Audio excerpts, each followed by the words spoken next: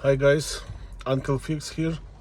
Some of you ask me question on my YouTube channel, Uncle Fix, how I do Cascadia windshield, how I remove windshield, how I push it out windshield, right? So basically you unlock the windshield from outside, remove the rubber lock. I had a video in the past about that.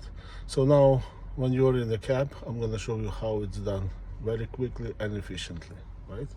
Basically a driver's side corner, and you start pushing slowly.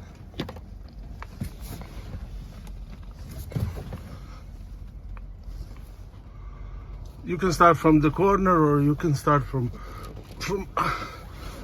on the middle and slowly push it out like this. This one is actually a tough one. Normally it's going easier. That's it. You just like when you pass half and then you have to go outside and you can wiggle it and remove it. Easy peasy.